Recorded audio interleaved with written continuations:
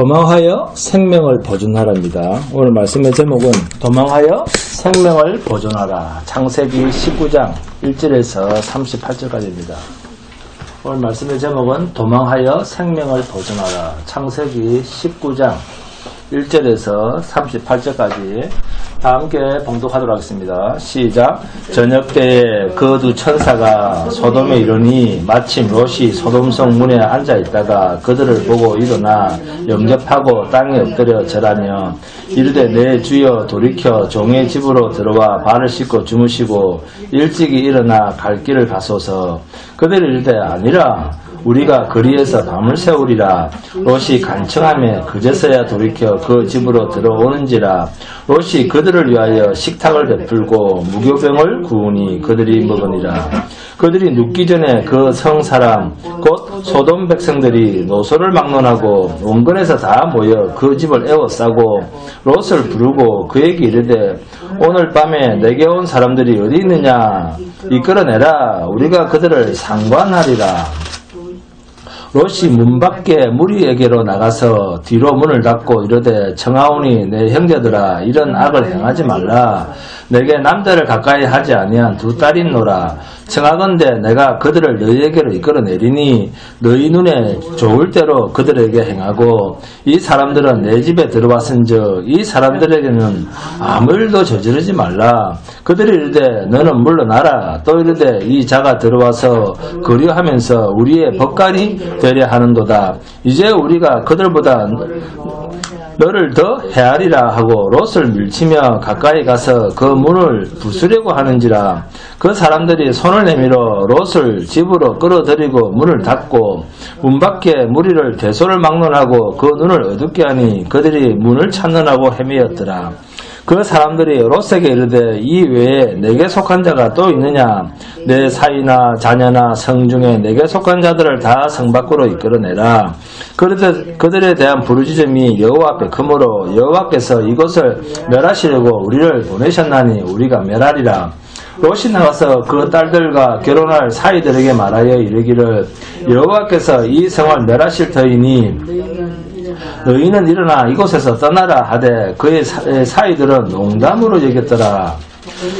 동틀 때에 천사가 롯을 재촉하여 이르되 일어나 여기 있는 내 아내와 두 딸을 이끌어내라. 이 성의 죄악 중에 함께 멸망할까 하노라. 그러나 롯이 지체하매 그 사람들이 롯의 손과 그 아내의 손과 두 딸의 손을 잡아 인도하여 성 밖에 두니 여호와께서 그에게 자비를 더하심이었더라. 그 사람들이 그들을 밖으로 이끌어낸 후에 이르되 도망하여 생명을 보존하라. 돌아보거나 들에 머물지 말고 산으로 도망하여 멸망함을 면하라. 롯이 그들에게 이르되 내 주여 그리 마옵소서. 주의 종이 주께 은혜를 입었고 주께서 큰 인자를 내게 베푸사 내 생명을 구원하시오나 내가 도망하여 산에까지 갈 수 없나이다. 두렵건대 재앙을 만나 죽을까 하나이다. 보소서 저 성읍은 도망하기에 가깝고 작기도 하오니 나를 그곳으로 도망하게 하소서.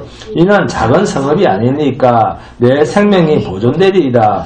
그가 그에게 이르되 내가 이 일에도 내 소원을 들었은즉 내가 말하는 그 성읍을 멸하지 아니하리니 그리로 속히 도망하라. 내가 거기 이르기까지는 내가 아무 일도 행할 수 없노라 하였더라. 그러므로 그 성읍 이름을 소알이라 불렀더라. 롯이 소알에 들어갈 때 해가 돋았더라. 여호와께서 하늘 곧 여호와께로부터 유황과 불을 소돔과 고모라에 비같이 내리사 그 성들과 온들과 성에 거주하는 모든 백성과 땅에 난 것을 다 엎어 멸하셨더라. 롯의 아내는 뒤를 돌아보았으므로 소금 기둥이 되었더라. 아브라함이 그 아침에 일찍이 일어나 여호와 앞에 서 있던 곳에 이르러 소돔과 고모라와 그 온 지역을 향하여 눈을 들어 연기가 옹기가마에 연기같이 치솟음을 보았더라. 하나님이 그 지역의 성을 멸하실 때 곧 롯이 거주하는 성을 엎으실 때 하나님이 아브라함을 생각하사 롯을 그 엎으시는 중에서 내보내셨더라.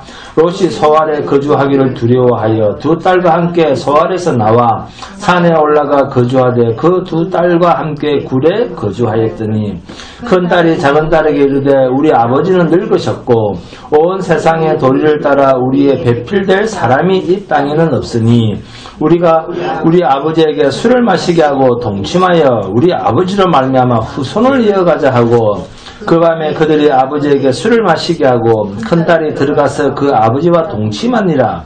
그러나 그 아버지는 그 딸이 눕고 일어나는 것을 깨닫지 못하였더라.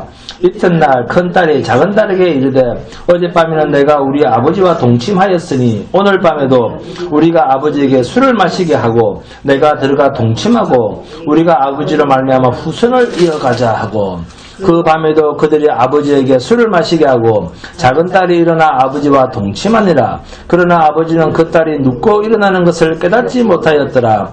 롯의 두 딸이 아버지로 말미암아 임신하고 큰딸은 아들을 낳아 이름을 모압이라 하였으니 오늘날 모압의 조상이요 작은딸도 아들을 낳아 이름을 베남이라 하였으니 오늘날 암몬 자손의 조상이었더라. 아멘.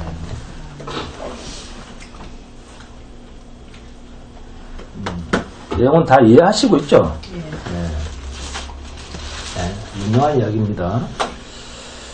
예수님은 죄 있는 자를 위하여 가장 위험 부담이 큰 그리고 가장 몹쓸 자에게 자신을 던졌습니다. 어디까지? 죽기까지. 이러한 예수님의 십자가 정신을 우리가 이해한다고 하면 롯이 자기 딸을 내놓겠다고 하는 이러한 위기 앞에서의 처신은 정당한 것으로 이해할 수 있습니다. 이해가 됩니까? 이게 이해가 돼야 됩니다. 십자가 정신이 있는 자라고 하면 롯이 왜 그 위기에서 자기의 딸을 희생시키려 하는가 하는 마음을 이해할 수 있습니다. 본문 18절입니다. 그러나 롯이 지체함에 그 사람들이 롯의 손과 그 아내의 손과 두 딸의 손을 잡아 인도하여 성 밖에 두니 여호와께서 그에게 자비를 더하심이었더라. 여호와께서 그에게 자비를 더하심이었더라. 그러면 여기서 말하는 여호와의 자비란 뭘까요? 세상에서 지체하는 여호와의 자비. 천사를 통해서 롯의 손을 잡고 나가려고 하지 않는 그 롯의 손을 잡고 소돔 땅 불심판에서 하나님이 끄집어냅니다. 억지로. 하나님으로부터 멸망의 선포를 들으면서도 세상에서 지체하는 인간, 세상에서 나오려고 하지 않는 인간, 이것은 육신이 있기 때문에 세상으로부터 받은 육이 있기 때문에 이 육의 근거가 있기 때문에 세상 줄을 절대로 끊지 못합니다. 스스로는. 여러분이나 저나 롯이나 똑같습니다. 하나님께서 우리를 이끌어내지 않으시면 멸망당하는 불로 심판당하는 세상에서 그걸 듣고도 보고도 나오지 않습니다. 그러나 이 세상은 하나님의 불심판에 놓여지게 되어 있습니다. 그래서 롯의 손을 잡고 이끌어낸 것을 가지고 뭐라 부릅니까? 여호와의 자비라고 합니다. 아멘. 여러분, 여호와의 자비는 나를 이끌어서 세상에서 잘되게 하는 것입니까? 아니면 세상의 모든 인연을 끊고 나를 하나님께서 세상의 모든 것으로부터 분리시키는 것이 여호와의 자비입니까? 전자입니까? 후자입니까? 후자입니다. 하나님께서 우리에게 베푸시는 자비는 우리의 육신과 함께 세상에서 잘 되는 것과는 전혀 상관이 없습니다. 교회 다니니까 세상에서 잘 되겠지. 절대 이런 생각하시면 안 됩니다. 멸망당할 세상으로부터 우리를 끄집어내시는 손길이 오히려 여호와의 손길이라고 말할 수 있지 않겠습니까? 성도라면 우리의 육신의 인연이 세상에 있다는 것을 알고 세상 줄을 끊으시는 하나님의 개입을 우리는 감사할 줄 알아야 됩니다. 여러분, 하나님은 어떤 분이시라고 생각을 합니까? 롯이 아내를 잃고 난 뒤에 롯의 두 딸이 자기 남편들이 소돔성에서 나오지 않음으로 인해서 하나님의 불심판으로 다 죽어버림으로써 어떻게 자신들의 인생이 더 이상 희망이 없어 보이자 결국 누구? 아버지, 자기 친아버지를 통해서 자기의 종족을 이어가자 이런 계략을 꾸밉니다. 먼 훗날 야곱의 12아들들 가운데 누구? 유다라는 사람이 나옵니다. 그죠? 아시죠? 유다라고 하는 사람이 등장을 합니다. 유다가 지금 롯의 딸의 이야기를 이해하셨죠? 자, 그러면 훗날에 등장하는 유다. 이 유다가 누구? 자기의 며느리 다말에게 계대 혼인을 계속 시켜도 계속해서 아이를 얻지 못하고 누가 죽고 나갑니까? 남자만 죽고 죽었습니다. 이제 더 이상 이 며느리가 자기에게 가문의 손을 이을 기회가 주어지지 않는 시아버지의 마음을 알고 자신이 창녀로 변장해서 자기 시아버지가 지나가는 길목에서 시아버지를 유혹을 해서 기어코 그 유다 집안에 손을 잇는 그 사건 여러분 잘 아시죠? 자, 그러면 시아버지를 탐한 시아버지를 통해서 아이를 낳은 이 며느리는 다말은 괜찮고 더 이상 기회가 주어지지 않자 친아버지를 통해서 손을 이은 이 두 딸의 문제는 괜찮은 것일까요? 어떻게 생각하십니까?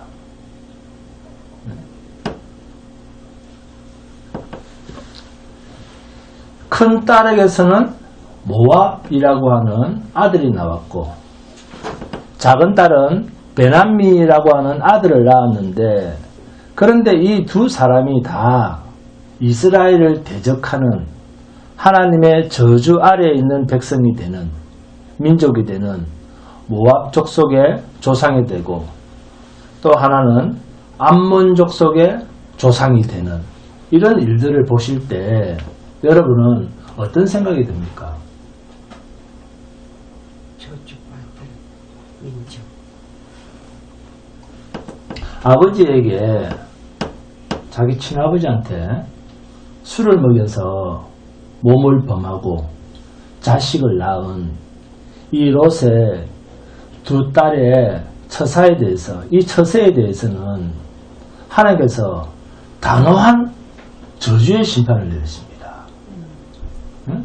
단호한 저주의 심판을 내리시고 여러분이 잘 아시는 유다의 며느리 다말은 그 집안의 아들들마다 계대 혼인이라고 하는 것을 통해서 둘째 아들, 셋째 아들 이렇게 밑으로 내려가면서도 아들을 얻지 못하게 그리고 남자만 죽어나갑니다. 아들을 얻지 못하게 되고 그 집 아들들만 계속 죽어나가자 결국 며느리 자신의 역할이 한계에 봉착하고 문제가 될 때 창녀로 변장해서라도 시아버지를 통해서 그 집안의 자손을 낳은 것은 엄청난 일. 어떤 일입니까? 하나님의 자손을 낳았다라고 하는 성경에서 정말 유명한 인물로 등재가 되는 이런 일에 대해서 여러분 과연 하나님은 어떤 분이신가? 이런 생각을 좀 해봐야 되지 않겠습니까? 본문 34절 함께 봉독합니다. 본문 34절입니다. 이튿날 큰 딸이 작은 딸에게 이르되 어젯밤에는 내가 우리 아버지와 동침하였으니 오늘 밤에도 우리가 아버지에게 술을 마시게 하고 내가 들어가 동침하고 우리가 아버지로 말미암아 후손을 이어가자 하고. 자, 본문 32절 함께 봉독합니다. 우리가 우리 아버지에게 술을 마시게 하고 동침하여 우리 아버지로 말미암아 후손을 이어가자 하고. 뭐가 문제입니까? 이들의 목적이 뭡니까? 죄된 인간인 우리가 후손을 이어가자 이거 아닙니까? 죄된 인간이 우리 스스로 이 죄된 인간의 후손을 계속 이어가자 이거 아닙니까? 네? 그런데 창세기 1장 27절에서는 하나님이 자기 형상 곧 하나님의 형상대로 사람을 창조하시되 남자와 여자를 창조하시고 이 부분이 있습니다. 왜 사람이 나왔는가에 대한 이야기입니다. 창조의 문제입니다. 세상을 지으신 하나님의 의도입니다. 이 의도를 먼저 잘 알아야 됩니다. 하나님은 하나님의 형상과 하나님의 모양대로 사람을 만들었습니다. 그리고 하나님이 지으신 모든 땅에 있는 이 세상에 있는 모든 것들을 다스릴 자로 인간을 창조하셨다라고 하는 수수께끼입니다. 그렇다면 이 만드신 세상이란 뭘까요? 만드실 세상을 하나님은 처음부터 어떤 계획을 가지고 만드셨는가? 어떤 계획을 가지고 이 세상을 만드셨습니까? 하나님께서 이 천지를 이틀 동안 지으실 때 과연 영원한 존재로 지었는가? 영원한 존재로 지었다 하시는 분 손 한번 들어보세요. 영원히 있을 피조물로 지었다라고 생각하시는 분 손 한번 들어보세요. 그러면 베드로후서 3장 7절 말씀은 하나님께서 계획을 변경하신 말씀일까요? 이제 하늘과 땅은 그 동일한 말씀으로 불사르기 위하여 보호하신 바 되어 경건하지 아니한 사람들의 심판과 멸망의 날까지 보존하여 두신 것이니라. 아멘. 영원히 존재할 세상을 만들었다가 아이고 안되겠다. 아이고 인간들 저렇게 죄를 짓네. 불태우자. 이렇게 되었다는 말씀입니까? 처음 창조 때의 계획이 변경되었다는 말일까요? 처음 지은 아담과 하와도 어디에 있기 때문에 맨 처음 죄 없이 흠 없이 지은 아담과 하와도 어디 속에 있었기 때문에 세상 속에 있었기 때문에 잘 아셔야 됩니다. 세상 속에 있기 때문에 결국에는 망할 자가 되었다는 것입니다. 그래서 하나님께서 로마서 9장 21절에서 토기장이가 진흙 한 덩이로 하나는 귀 있을 그릇을 하나는 천 있을 그릇을 만들 권한이 없느냐. 하나님의 주권의 문제죠. 그리고 영원히 존재할 것인가. 자, 천사도 피조물입니다. 천사 영원히 존재할 존재입니다. 인간도 영원히 존재하는 존재입니다. 단지 존재 방식이 좀 다르죠. 어떻게 다릅니까? 처음 지으실 때처럼 타락하기 전 모습으로 영원히는 존재하지 못한다는 거죠. 무엇보다 중요한 것은 하나님께서 이 세상을 지으시기 전에 완벽한 하나님의 계획 아래서 창조하셨고 하나님의 계획은 변경이란 없습니다. 내가 간절히 기도했더니 하나님의 계획이 바뀌었다. 그런 거 없습니다. 그러므로 이 세상을 지으실 때 이미 이 세상은 불태워 없어질 것으로 처음 창조하실 때부터 이미 하나님의 계획 속에 있었다 그 말씀입니다. 이것을 전제로 하고 성경을 봐야지 오늘 본문처럼 어떤 사람이 한 행위는 당연히 되어져야 할 신비한 역사요. 어찌 보면 우리 인간의 눈으로 볼 때는 똑같은 일입니다. 똑같은 일인데 아니 우리 인간의 윤리 도덕적 잣대로 되면 도무지 용납할 수가 없는 아버지한테 친아버지한테 술을 먹여서 아버지를 범한다. 있을 수 없잖아요. 아버지를 범해서 자식을 낳았다. 자, 이 문제하고 또 하나는 시아버지를 유혹해서 속여서 범해서 또 자식을 낳았다. 이 둘 모두가 똑같은 잘못을 범한 것처럼 보이는데 우리 눈에는 둘 다 용서할 수 없는 죄처럼 보이는데 한쪽은 아주 잘한 일이다. 이렇게 한쪽은 아주 잘한 일로 또 다른 한쪽은 아주 잘못된 일로 이렇게 구분되는 것에 대한 즉 하나님을 제대로 알지 못하면 이러한 일에 대한 답을 내리지 못합니다.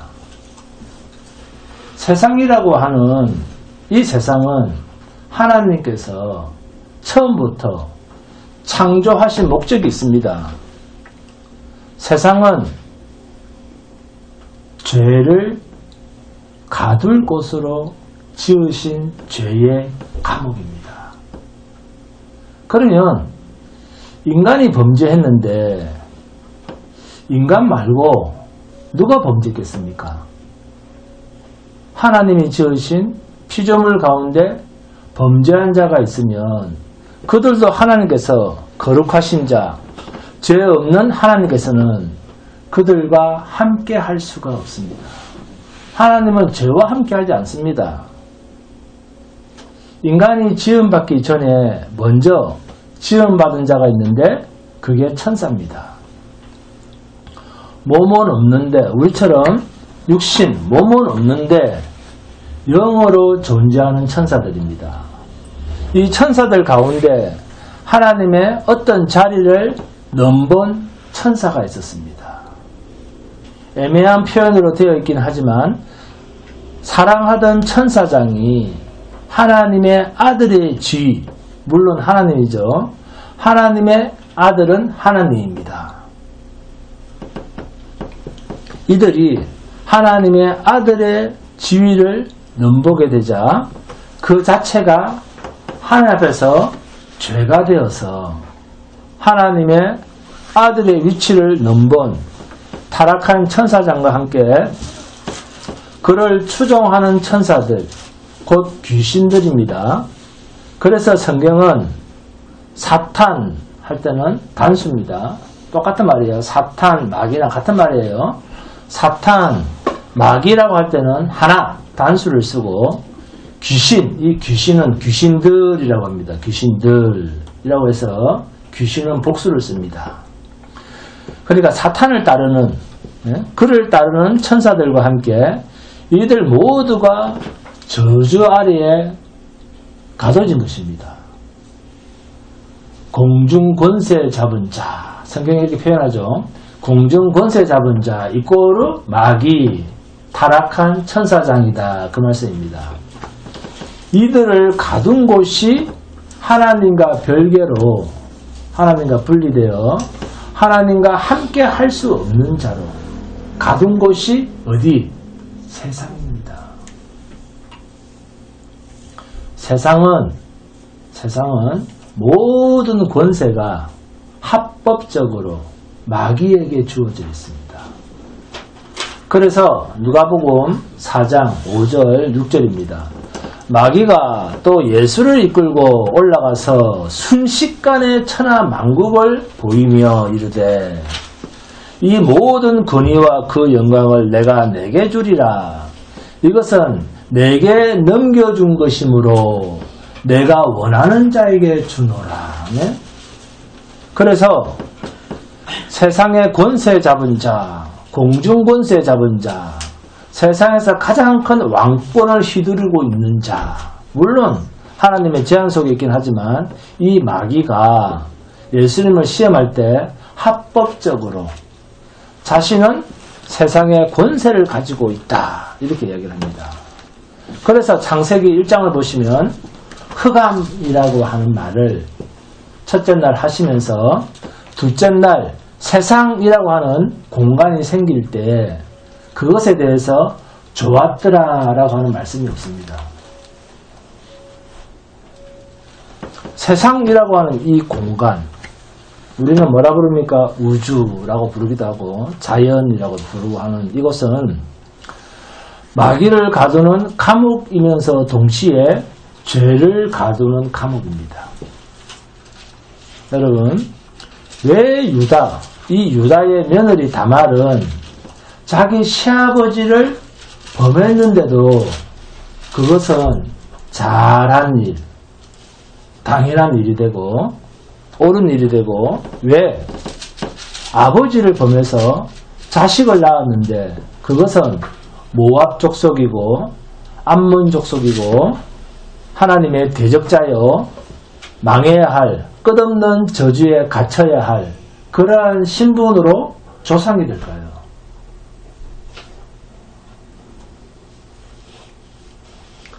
하나님의 아들의 지위를 넘본다는 것, 이것은 이 세상을 지으신 목적, 하나님의 계획을 우리가 알고 요한복음을 읽으면 하나님의 계시, 하나님의 뜻이 보입니다.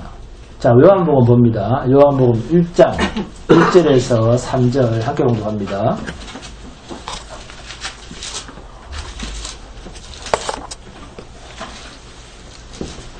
요한복음 1장 1절에서 3절입니다. 함께 공부합니다.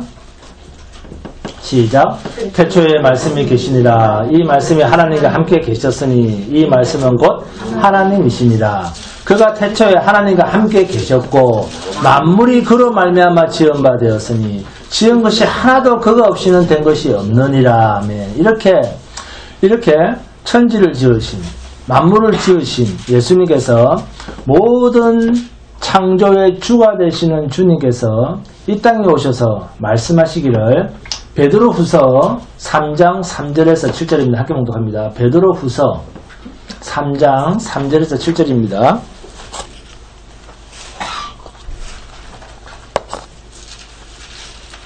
베드로후서 3장 3절에서 7절입니다.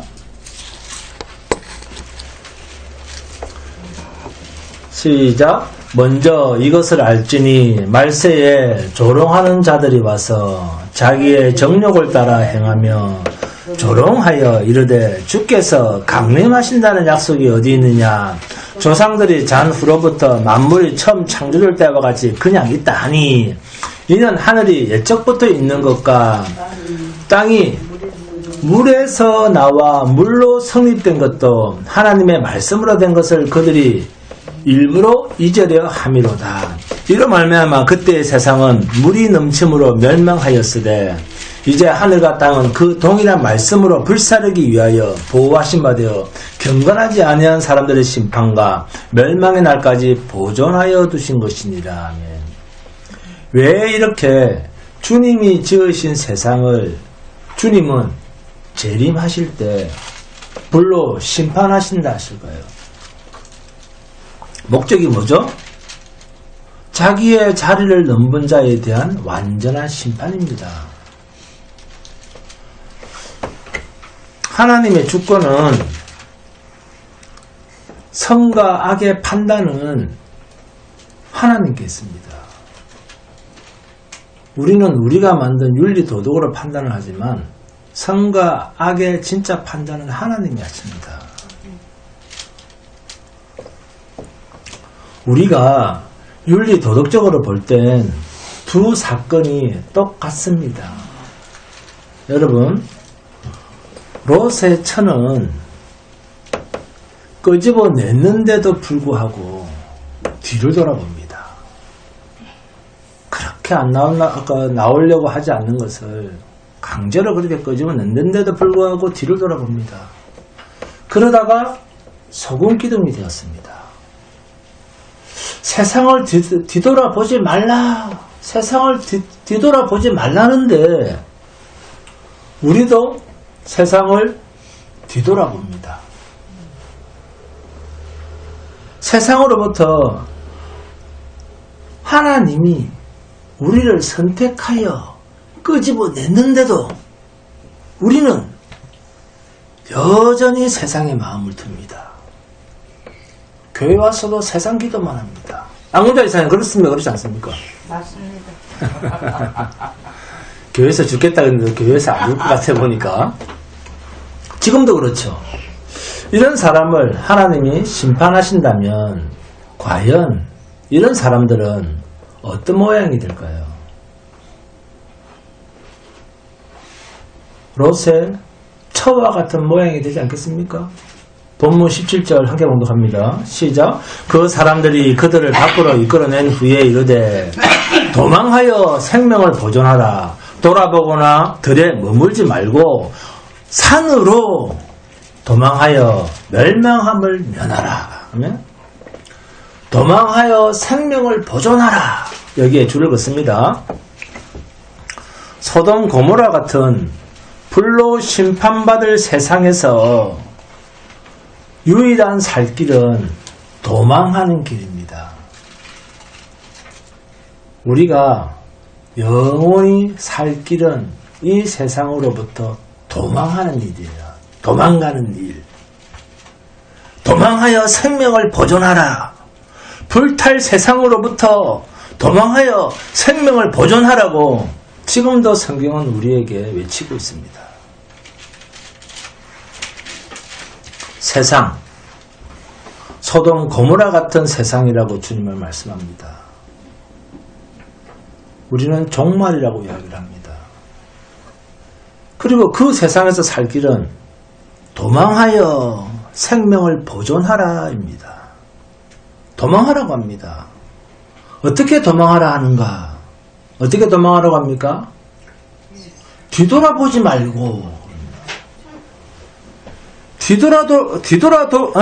뒤돌아보지 말고 도망하라입니다. 뒤돌아보지 말라는 말은 행동을 말하는 것이 아니라 마음에 관심을 두지 말라. 세상에 관심을 두지 말라. 그 말이에요. 세상이라고 하는 곳에 마음을 두지 말라는 것입니다. 들에 머물지 말고 산으로 도망하라. 그런데도 끌려 나온 롯이 얼마나 잔머리를 굴리느냐 하면 저 산까지 도망가기에는 너무 멀거든요. 그러니까 저기 낮은 산, 작은 산, 조그만 도성 그곳으로 도망가게 하소서. 그래서 그곳 이름을 뭐라고요? 소알이라 불렀더라. 본문 22절입니다. 그리로 속히 도망하라. 내가 거기 이르기까지는 내가 아무 일도 행할 수 없노라 하였더라. 그러므로 그 성읍 이름을 소알이라 불렀더라. 두렵습니다. 산에까지 가다가 진이 빠져서 재앙을 만나겠습니다. 제발 저 가까운 조그만 성으로 가면 안 되겠습니까? 아니, 죽을 곳에서 끄집어내서 가라 한 곳이 천사가 소돔 고모라서에서 끄집어내서 저기로 가라고 한 그곳이 살 곳이겠습니까? 죽을 곳이겠습니까? 분명 살 곳입니다. 그런데도 롯은 자기 생각, 자기의 계획을 포기하지 않습니다. 그래서 결국 조그만 곳, 도망가기 편한 곳으로 가서 자기의 두 친딸을 통해서 이렇게 나쁜 저주의 자식들이 나오게 합니다. 결국 들을 찾던 롯의 본성은 버리질 못했다는 것이죠. 이게 인생입니다. 천사들은 이 롯의 간청을 허락합니다. 그리고 롯은 소알로 들어갑니다. 히브리어로 초아르, 자금, 하찮음 이런 뜻입니다. 그 하찮은 곳으로 들어갑니다. 그 하찮은 곳, 세상이죠. 그 하찮고 작은 성조차도 롯의 안에는 또 안 들어갑니다. 들에 남아서 뒤를 돌아보다가 소금 기둥이 됩니다. 얼마나 세상에 대한 미련이 남았으면, 미련이 컸으면 뒤로 돌아봤겠습니까? 예수님은 마태복음 6장 21절에서 뭐랍니까? 네 보물 있는 그곳에는 네 마음도 있다 그러잖아요. 그러니까 그 마음이 세상에 있었다는 거죠. 롯의처럼 내 보물 있는 그곳에는 내 마음도 있느니라. 성도인, 오늘 성도인, 나의 마음의 보물은 어디에 있을까요? 한번 생각해 보시기 바랍니다. 하늘에 보물이 있는 사람은 불심판이 임하는 마지막 심판의 날, 그날이 도적같이 임하지 않습니다. 대낮같이 알고 임합니다. 롯에게 천사가 와서 손을 잡고 끄집어낼 만큼 그러면서 속히 도망하여 생명을 보존하라고 그 불심판 가운데서 끄집어냄을 당하는 하나님의 인자가 성도에게는 그래도 있다 그 말씀입니다. 골로새서를 봅니다. 골로새서 3장 1절에서 6절 함께 공부합니다. 골로새서 3장 1절에서 6절입니다.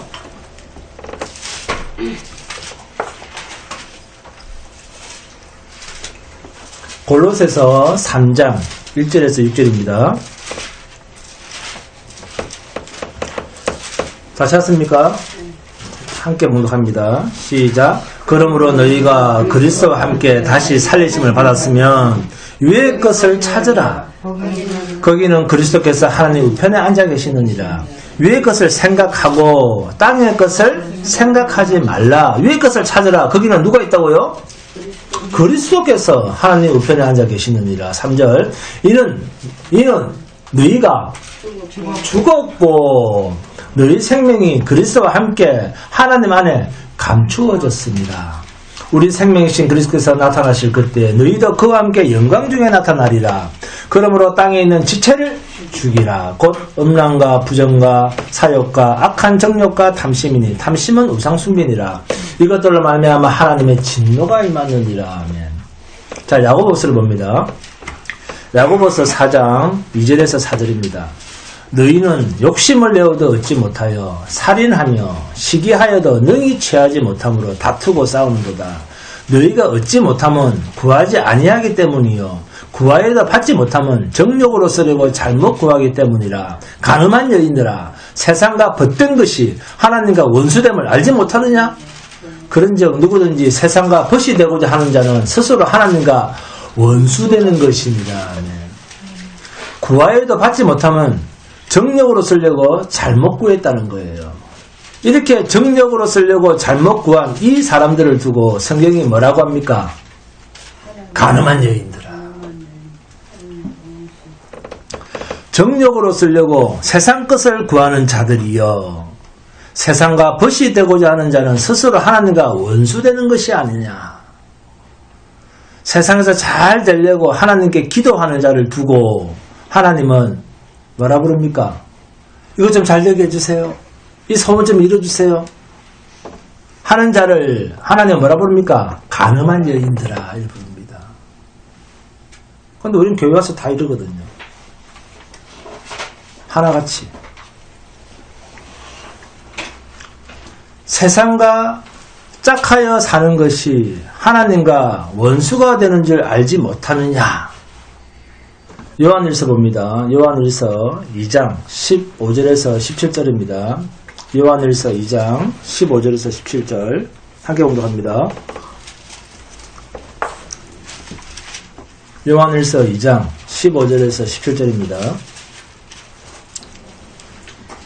다 찾습니까? 요한일서 2장 15절에서 17절 시작. 이 세상이나 세상에 있는 것들을 사랑하지 말라. 누구든지 세상을 사랑하면 아버지의 사랑이 그 안에 있지 아니하니 이는 세상에 있는 모든 것이 육신의 정욕과 안목의 정욕과 이생의 자랑이니 다 아버지께로부터 온 것이 아니요 세상으로부터 온 것이라. 세상으로부터 온 것이라. 이게 무슨 말을 대신한 말이죠? 세상으로부터 왔다. 이 무슨 말입니까? 마귀로부터 온 것이라. 이 마귀도 17절 이 세상도 그 정욕도 지나가되 오직 하나님의 뜻을 행하는 자는 영원히 거하느니라. 네?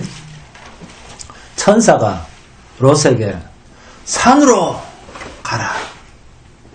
뒤돌아보지 말고 도망하라. 이게 생명이니라. 도망하여 생명을 찾으라. 산으로 가라는데 들에 머물면서 저 가까운 작은 성으로 가면 안 됩니까? 이렇게 고집을 부립니다. 그 롯처럼 오늘날에도 이런 사람들이 많이 있습니다. 하나님이 우리를 세상에서 건져내시고 구원해 주시니 감사합니다. 그런데 세상에서 살 동안에는 우리를 너무 고생시키지 마십시오. 우리는 이렇게 기도를 하죠. 그런데 바울은 뭐랍니까? 무릇 경건하게 살고자 하는 자에게는 무엇이 있다고요? 핍박이 있느니라. 주님도 말씀하십니다. 좁은 문으로 들어가라. 마태복음 7장 13절 14절입니다. 좁은 문으로 들어가라. 멸망으로 인도하는 문은 크고 그 길이 넓어 그리로 들어가는 자가 많고 생명으로 인도하는 문은 좁고 길이 협착하여 찾는 자가 적음이라. 또 거짓 선지자를 삼가라. 거짓 선지자는 어떻게 합니까? 넓은 길로 가라. 예수 믿었으니까 여러분 구원 받으신 거죠. 그럼 세상에서 잘 돼야 됩니다. 제일 출세해야 됩니다. 세상에서도 복을 누려야 됩니다. 제일 높은 꼭대기로 잘 되셔서 그때 예수를 전하면 되죠. 그러면 전도가 더 편하잖아요. 이렇게 합니다. 누구를 대면서 욥도 이 복을 누렸지 않습니까? 욥도 잘 살았잖아요. 이럽니다. 여러분 롯의 철을 생각해 보시기 바랍니다. 출애굽기 봅니다. 출애굽기 9장 22절에서 26절입니다. 출애굽기 9장 22절에서 26절. 자, 함께 공독합니다. 출애굽기 9장 22절에서 26절입니다. 시작. 여호와께서 모세에게 이르시되 너는 하늘을 향하여 손을 들어 애굽 전국에 우박이 애굽 땅의 사람과 짐승과 밭의 모든 채소에 내리게 하라. 모세가 하늘을 향하여 지팡이를 들매 여호와께서 우레소리와 우박을 보내시고 불을 내려 땅에 달리게 하시니라. 여호와께서 우박을 애굽 땅에 내리심에 우박이 내린가 불덩이가 우박이 섞여 내림이 심히 맹렬하니 나라가 생긴 그때로부터 애굽 온 땅에는 그와 같은 일이 없었더라. 우박이 애굽 온 땅에서 사람과 짐승을 막론하고 밭에 있는 모든 것을 쳤으며 우박이 또 밭의 모든 채소를 치고 들의 모든 나무를 꺾었으되 이스라엘 자손들이 있는 그곳 고센 땅에는 우박이 없었더라. 잘 보세요. 우박이 쏟아지는데 뭐까지 내렸답니까? 우박이 쏟아지는데 뭐까지 내렸다고요? 불까지 내렸답니다. 불. 이게 이해가 됩니까? 우박이 쏟아지는데 비가 왔다 이러면 이해가 됩니다. 우박이 쏟아지는데 눈이 왔다 이것도 이해가 됩니다. 비와 우박이 같이 왔다 그러면 몰라도 이건 완전히 천지개벽이 일어난 거예요. 계시록 16장 21절에서는 또 무게가 한 달란트나 되는 한 달란트 몇 킬로입니까? 그러니까 40킬로입니다. 40킬로가 얼마나 40킬로 알잖아. 쌀이 우리가 한 포대가 20킬로잖아요. 근데 40킬로 그 2배 되는 우박 한 개가 40킬로 정도가 되는 큰 우박이 하늘로부터 사람들에게 내리면 사람들이 그 우박의 재앙 때문에 하나님의 비방하니 그 재앙이 심히 큽니더라. 여러분, 이런 자연재해보다는 이런 자연재해를 어떻게 40kg짜리 우박이 떨어지지? 네? 그걸 보고 뭐 세상 망했구나. 그것보다는 하나님의 형상과 모양대로 지음받은 인간이 어느 정도로 악한가 하는 것을 보면서 세상은 이미 종말이구나. 종말 이제 믿으시기 바랍니다. 누가복음 17장 봅니다. 누가복음 17장 28절에서 33절입니다. 함께 봉독합니다. 누가복음 17장 28절에서 33절입니다. 누가복음 17장 28절에서 33절 다 찾았습니까? 시작. 또 롯의 때와 같으리니 사람들이 먹고 마시고 사고 팔고 심고 집을 짓더니 롯이 소돔에서 나가던 날에 하늘로부터 불과 유황이 비오듯 하여 그들을 멸망시켰느니라. 인자가 나타나는 날에도 이러하리라. 그날에 만일 사람이 지붕 위에 있고 그의 세간이 그 집안에 있으면 그것을 가지러 내려가지 말 것이요 밭에 있는 자도 그와 같이 뒤를 돌이키지 말 것이니라. 롯의 철을 기억하라. 무릇 자기 목숨을 보존하고자 하는 자는 잃을 것이요 잃는 자는 살리리라. 성도가 하나님의 종말을 믿고 산다고 하면서 세상 것이 있어야 되고 더 있어야 되고 세상 것 가지고 먹고 살아야 된다는데 더 관심을 가지면 그 사람은 어떤 자입니까? 스스로 살려고 하는 자입니다. 자기 스스로 살려고 하는 자요. 이런 자는 잃을 것이요. 세상에 관심을 두지 않는 자는 세상 것이 육신을 살리는 담보물은 되겠지만 그러나 그것에 대해서 포기한 자는 살아도 이미 죽은 자처럼 사는 그 사람에게는 생명이 보존되리라. 어려운 이야기죠.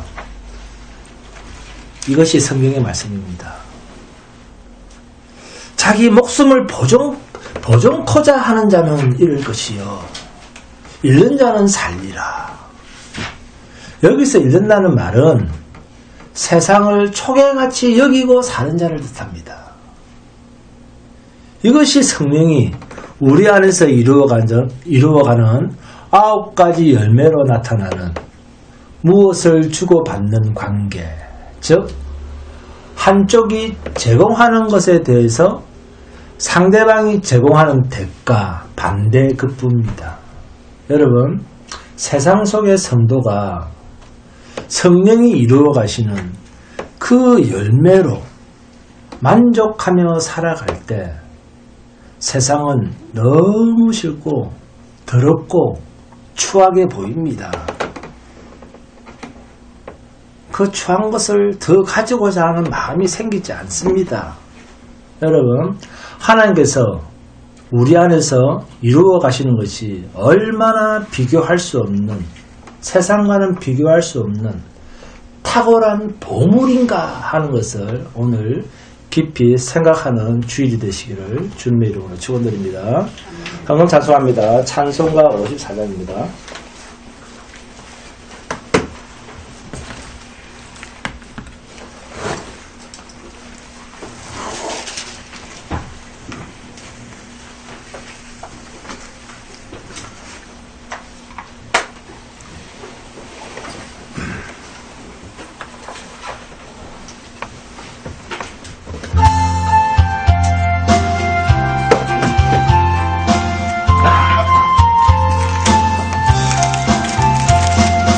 주여 복을 구하오니 편히 가게 하시고 사람마다 주